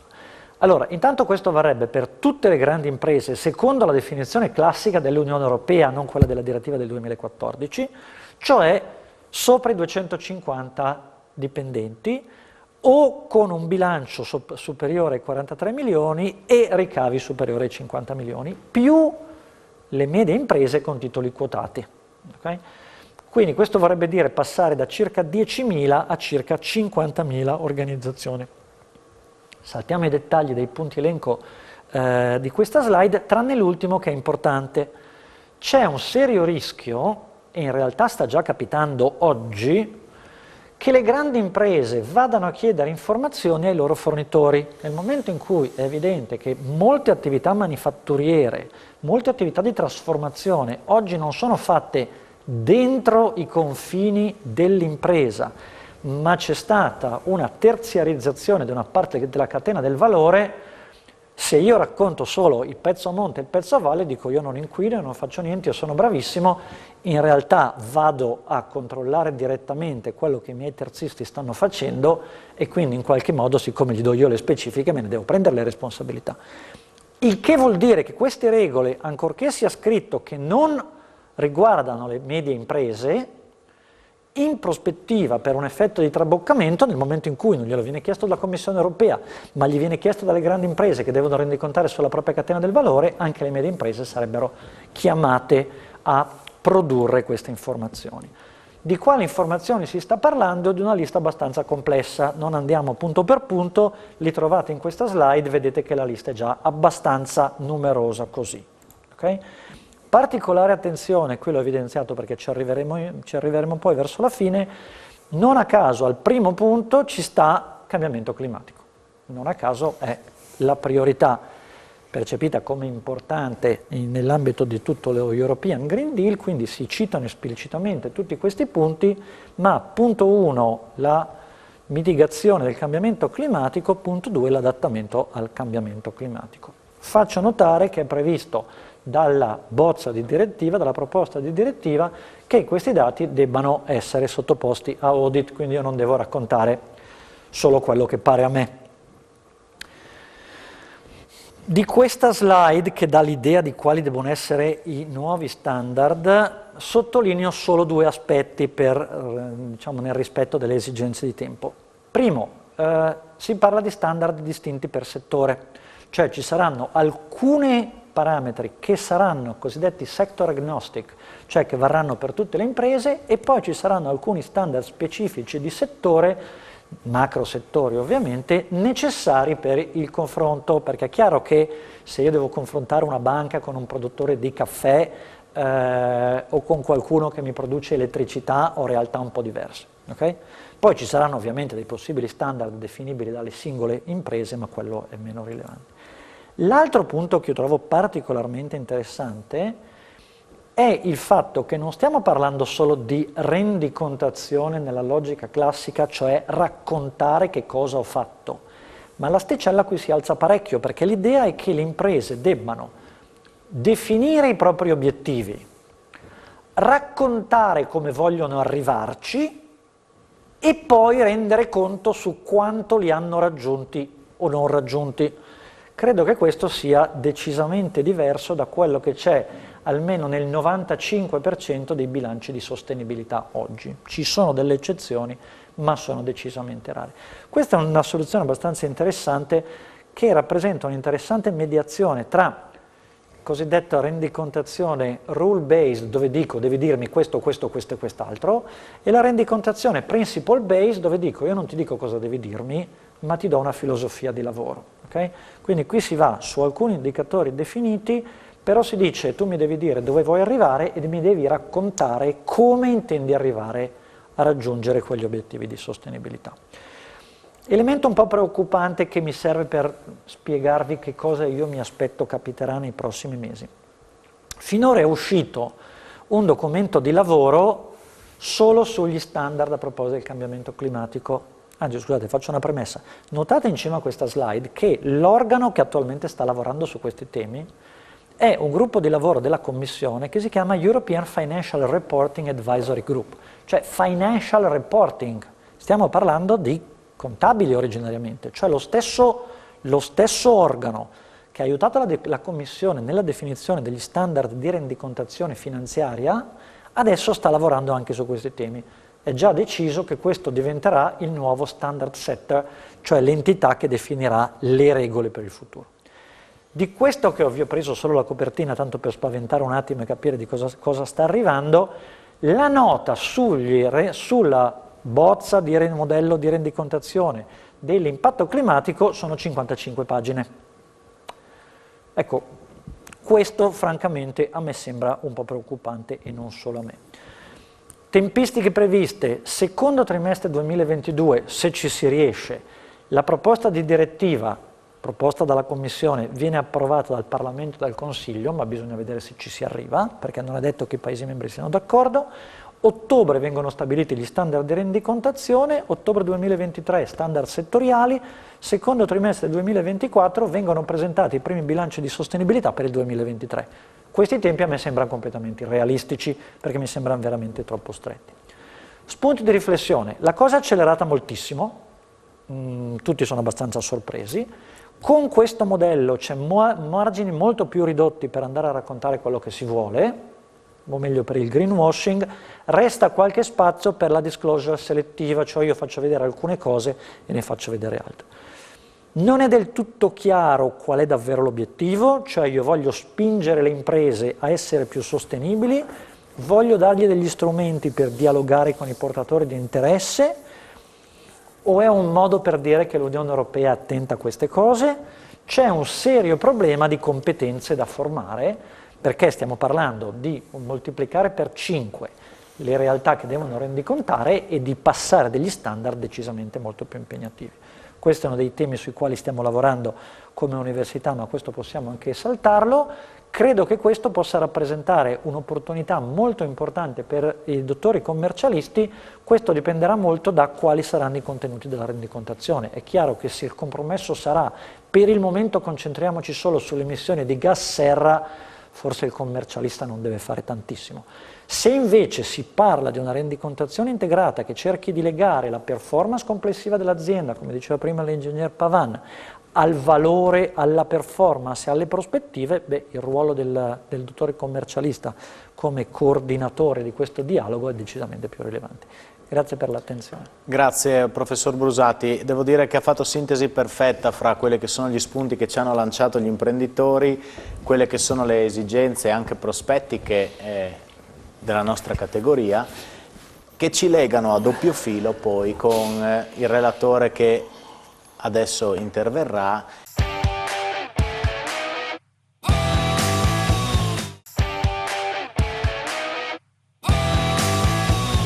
Noi possiamo vedere e declinare questi temi di sostenibilità guardando al mondo della finanza da due punti di vista diversi. Il primo è quello dell'impresa che va a chiedere soldi alla banca o agli istituti finanziari per fare investimenti, e quello dei soggetti che invece questi denari li detengono e sono disposti ad investire in aziende, in attività, sempre attraverso il veicolo della banca. Quindi, se è ben vero che la nostra professione è la professione dei numeri e delle misure e dei parametri, questi parametri però, o queste misure, devono essere sicuramente sintetiche, perché alla banca deve arrivare un messaggio chiaro e preciso, devono essere verificabili, come diceva prima benissimo David Brussa, ci vuole chi verifica le informazioni che io do, ma soprattutto devono essere comunicabili. E in questo, come dicevo prima, il nostro ruolo può essere quello di collettore di tutte queste informazioni, e colui che le mette in fila e che appunto, essendo abituati a lavorare con i numeri, poi come molto spesso accade, i numeri fanno sintesi. Quindi dal suo osservatorio privilegiato di grande banca e di specialist all'interno di una grande banca di questo mondo della sostenibilità, vorrei che ci declinasse questi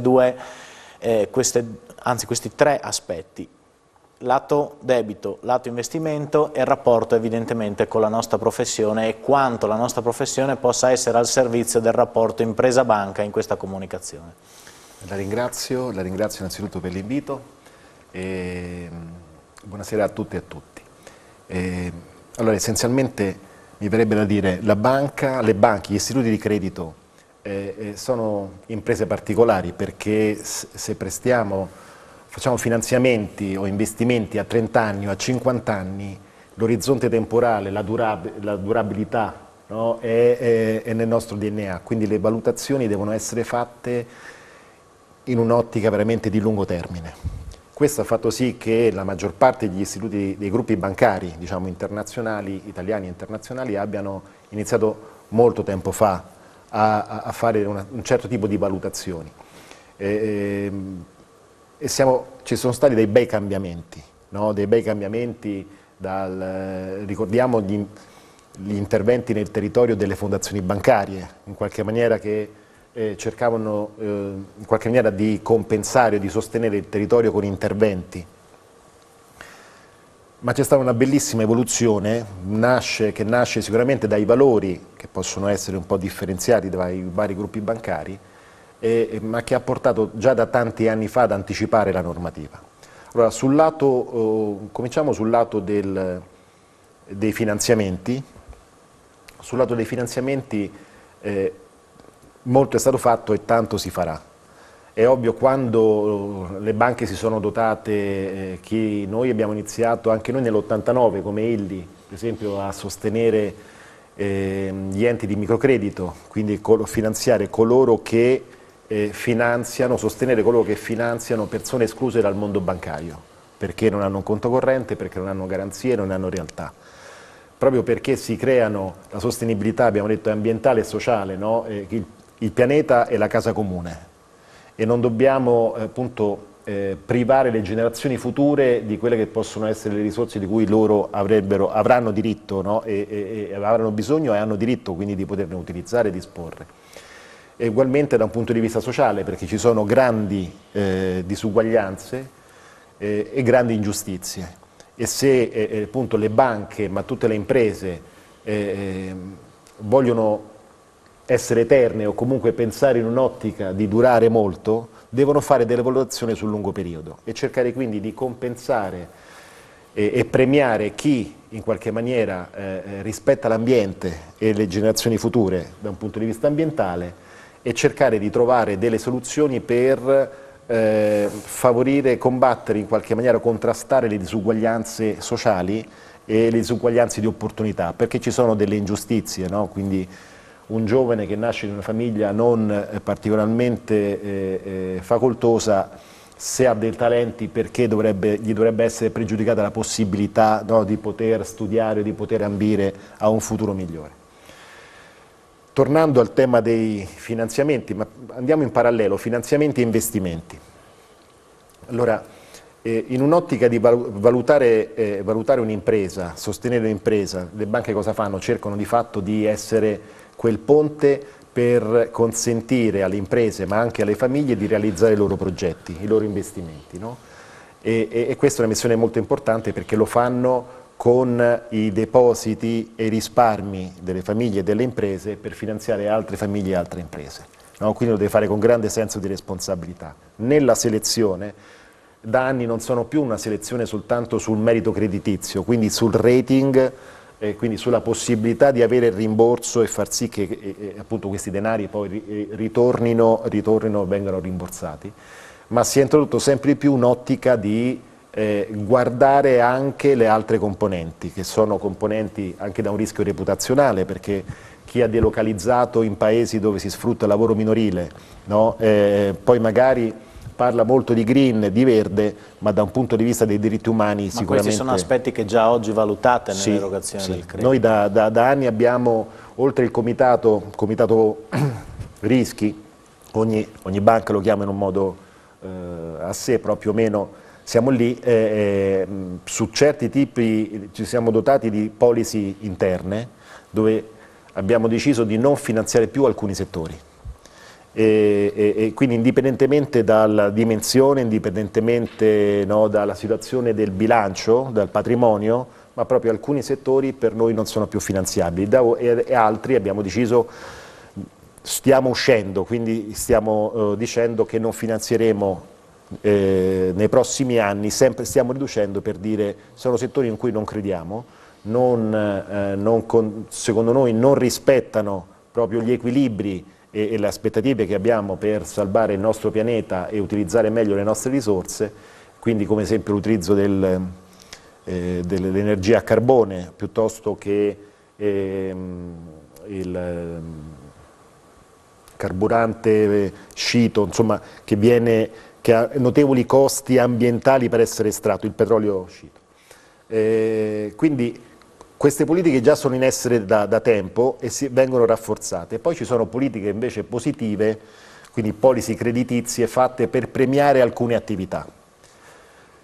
Che significa l'impresa che investe in sostenibilità può ottenere finanziamenti a tassi migliori di un'impresa che banalmente si finanzia per costruire il proprio capannone? Questo attualmente sì, è attendere, e quindi da qua i commercialisti, perché hanno un ruolo importantissimo secondo noi, attendere, alcuni non avranno proprio più possibilità di avere finanziamenti dal sistema bancario, no? Perché ci sarà la lista dei buoni e dei cattivi, in qualche maniera.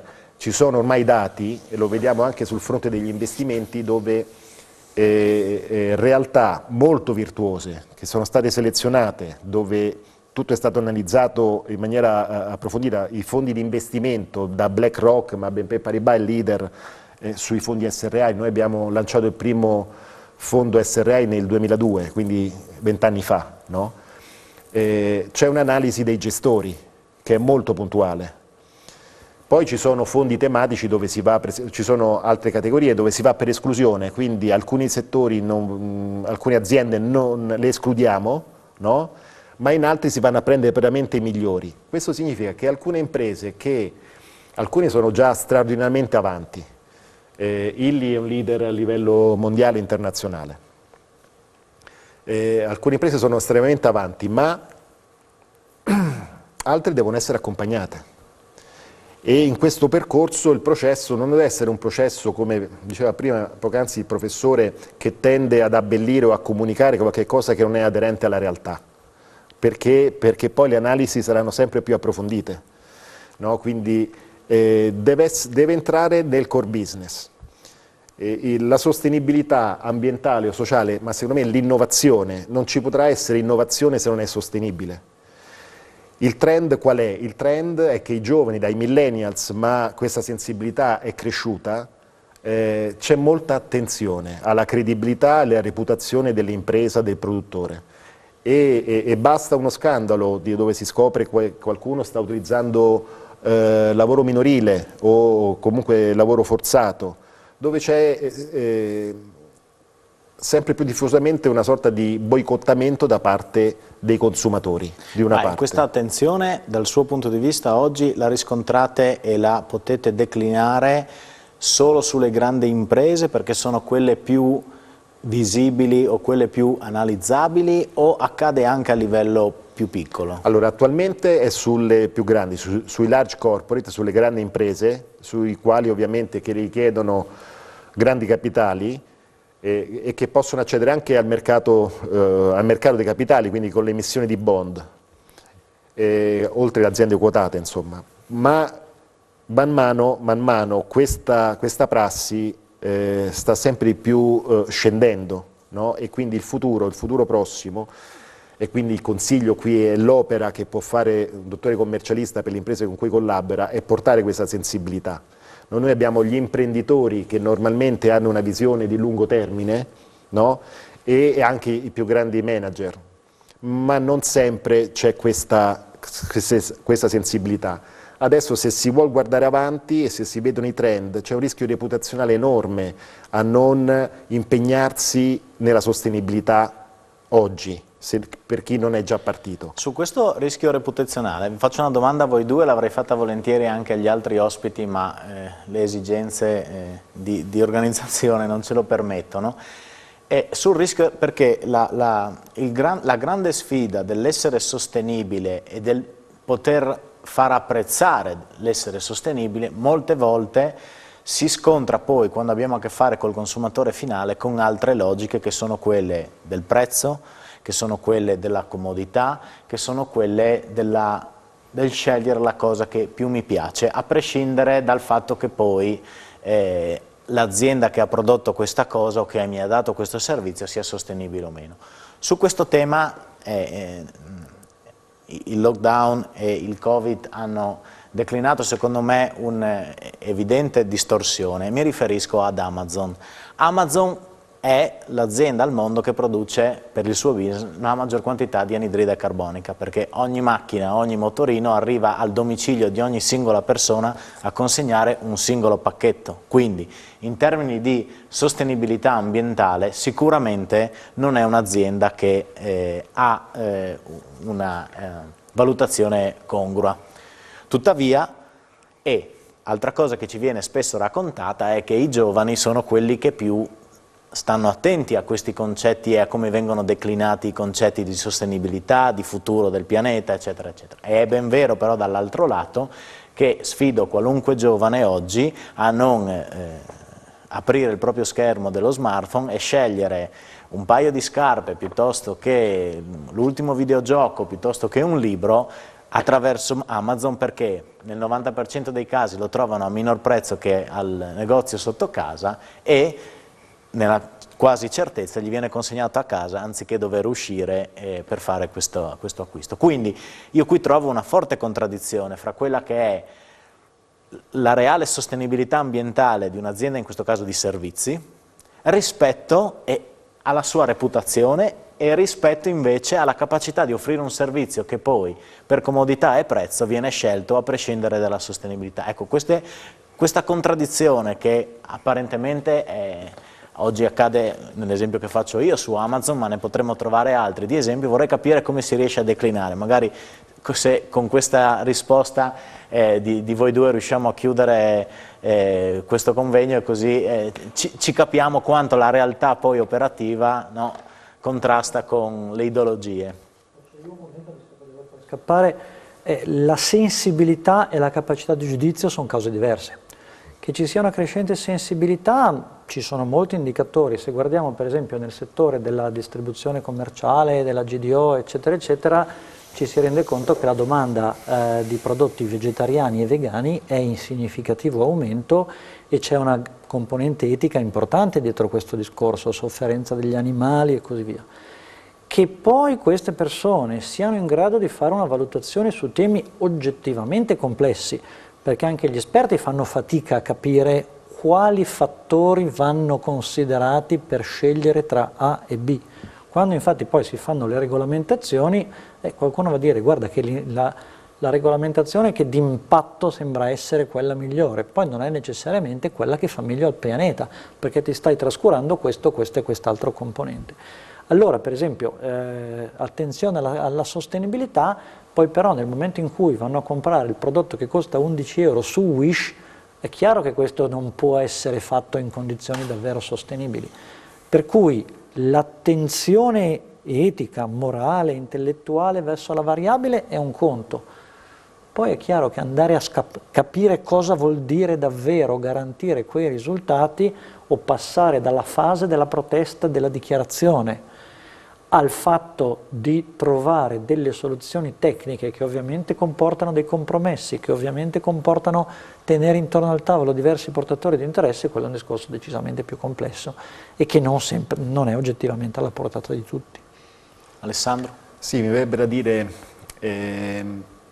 da un certo punto di vista, concordo, da un certo punto di vista le aziende sono in concorrenza fra loro. La sensibilità sta crescendo, i giovani mediamente sono molto più sensibili di noi e questo fa ben sperare. Quindi se questa sensibilità cresce, la competizione farà sì che la scelta del prodotto sarà collegata per esempio a quello che utilizzerà il motorino elettrico per portarmi il pacco a casa, nell'esempio di Amazon, no? Quindi oltre che il prezzo ci sarà maggiormente, sempre di più, un'attenzione a chi lo fa pensando alle future generazioni e con maggiore attenzione verso sia il sociale che verso l'ambiente. Quindi per noi questo è un'ottica di, tornando alla domanda iniziale del positive banking, no? Quindi cerchiamo di essere a servizio del mondo in cui viviamo e cercare di produrre il miglior impatto positivo possibile, sia da un punto di vista ambientale che sociale.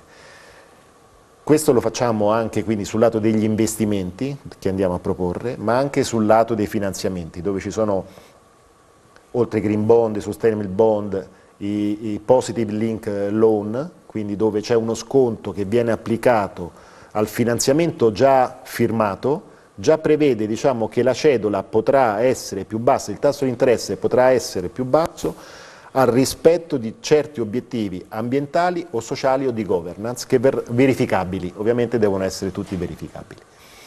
E quindi ci auguriamo che grazie alla sensibilità dei consumatori ma dei giovani che ci sia sempre un maggior numero di imprese che pensi alla sostenibilità nel modello di business e che quindi si metta in vantaggio competitivo nei confronti degli altri competitor per essere poi premiato nel lungo termine. Grazie. A questo proposito informo tutti i miei colleghi che a breve sul sito del nostro ordine troverete una convenzione che abbiamo sottoscritto proprio con BNL e sul tema della capacità di fornire finanza a prezzo agevolato a anche chi può non avere tutte le capacità attuali, mi riferisco agli studenti che possono in qualche modo finanziarsi il corso di studio piuttosto che al professionista che intende riscattare la propria laurea. Non anticipo altro, poi troveranno sul nostro sito, BNL ha messo a posto un pacchettino che va sul sostenibile da questo punto di vista. Ringrazio anche Luca Brusati e Alessandro Pastres, oltre agli imprenditori che prima si sono alternati qui come relatori, e siccome il titolo dell'evento era Sfide e opportunità, mi pare che oggi abbiamo fatto capire che il mercato della sostenibilità o dei servizi che la nostra categoria può fornire è decisamente una sfida e che come categoria dobbiamo renderci conto di evolvere da quelli che sono stati i servizi tipici che hanno garantito